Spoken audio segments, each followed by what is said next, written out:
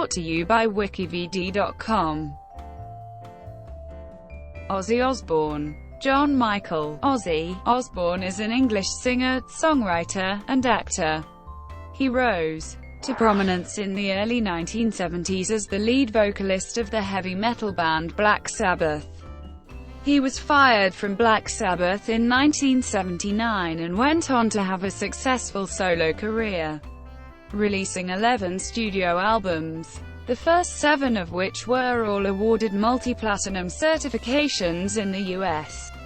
Osbourne has since reunited with Black Sabbath on several occasions, recording the album 13 in 2013.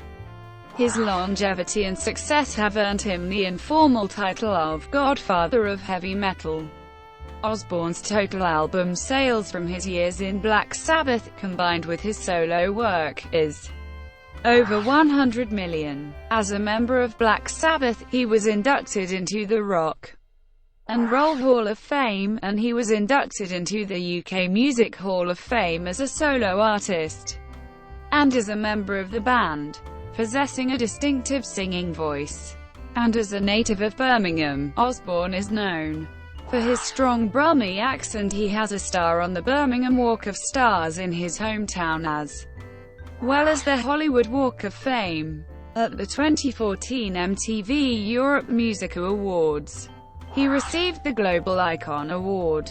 In the early 2000s, Osbourne became a reality television star, appearing as himself in the MTV reality show The Osbournes, alongside wife and manager Sharon, and 2 of their 3 children, Kelly and Jack. Osbourne appeared with son Jack in the 2016 worldwide travelogue docuseries Ozzy and Jack's World Detour. Early life. Osbourne was born in the Aston area of Birmingham, England. His mother, Lillian, was Catholic, but non-religious, and she worked days at a factory. His father, John Thomas "Jack" Osbourne, worked night shifts as a tool maker at the General Electric Company. Osbourne has 3 older sisters named Jean, Iris, and Gillian, and 2 younger brothers named Paul and Tony. The family lived in a small 2-bedroom home at 14 Lodge Road in Aston. Osbourne has had the nickname Ozzy since primary school. Osbourne dealt with dyslexia at school.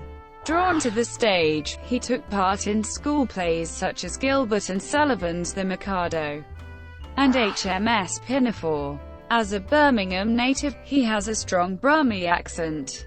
Upon hearing their first hit single at age 14, he became a great fan of the Beatles.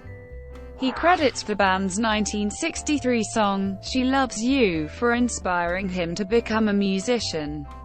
He said in the 2011 documentary God Bless Ozzy Osbourne that, as soon as he heard She Loves You on the radio, he knew he wanted to be a rock star for the rest of his life. Osbourne left school at 15. And was employed as a construction site laborer, trainee plumber, apprentice tool maker, car factory horn tuner, and abattoir worker. He attempted to commit burglary, stealing a television, a handful of baby clothes, and some t-shirts. He spent 6 weeks in Winson Green Prison when he was unable to pay a fine after being found guilty of robbing a clothes shop to teach his son a lesson. His father refused to pay the fine. Black Sabbath. In late 1967, Geezer Butler formed his first band, Rare Breed, and soon recruited Osbourne to serve as vocalist. The band played 2 shows, then broke up. Osbourne and Butler reunited in Polka Tulk Blues, along with guitarist Tony Iommi and drummer Bill Ward, whose band Mythology had recently broken up. They renamed themselves Earth, but after being accidentally booked for a show instead of a different band with the same name, they decided to change their name again. They finally settled on the name Black Sabbath in August 1969, based on the film of the same name. The band had noticed how people enjoyed being frightened. Inspired, the band decided to play a heavy blues style of music laced with gloomy sounds and lyrics. While recording their first album, Butler read an occult book and woke up to a dark figure at the end of his bed. Butler told Osbourne about it, and together they wrote the lyrics to Black Sabbath, their first song in a darker vein. Despite only a modest investment from the U.S. record label Warner Brothers Records, Black Sabbath met with swift and enduring success. Built around Tony Iommi's guitar riffs, Geezer Butler's lyrics, Bill Ward's dark-tempo drum beats, and topped by Osbourne's eerie vocals. Early records, such as their debut album Black Sabbath and Paranoid, sold huge numbers, as well as getting considerable airplay. Osbourne recalls a band lament, "In those days, the band wasn't very popular with the women." At about this time, Osbourne first met his future wife, Sharon Arden.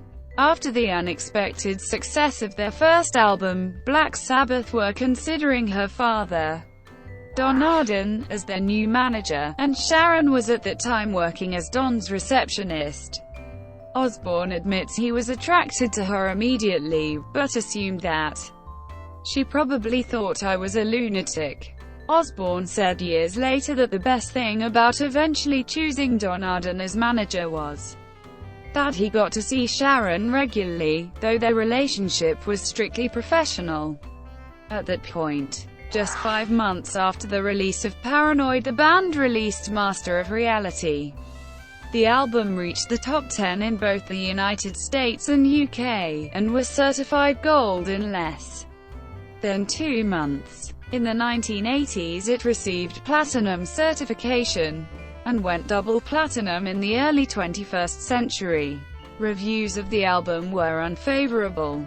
Lester Bangs of Rolling Stone famously dismissed Master of Reality as naive, simplistic, repetitive, absolute doggerel, although the very same magazine would later place the album at number 298 on their 500 Greatest Albums of All Time list, compiled in 2003. Black Sabbath's Volume 4 was released in September 1972. Critics were again dismissive of the album, yet it achieved gold status in less than a month. It was the band's 4th consecutive release to sell 1 million copies in the United States.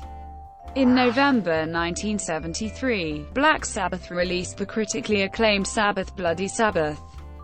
For the first time, the band received favorable reviews in the mainstream press. Gordon Fletcher of Rolling Stone called the album an extraordinarily gripping affair, and nothing less than a complete success. AllMusic's Eduardo Rivadavia called the album a masterpiece, essential to any heavy metal collection, while also claiming the band displayed a newfound sense of finesse and maturity. The album marked the band's 5th consecutive platinum-selling album in the US. Sabotage was released in July 1975. Again there were favorable reviews. Rolling Stone stated, "Sabotage is not only Black Sabbath's best record since Paranoid, it might be their best ever." AllMusic was not so favorable. They noted that the magical chemistry that made such albums as Paranoid and Volume 4 so special was beginning to disintegrate. Technical Ecstasy, released on the 25th of September 1976, was also met with mixed reviews. AllMusic gave the album 2 stars, and noted that the band was unraveling at an alarming rate. Thank you for watching. Brought to you by WikiVidi.com. Please like and subscribe below.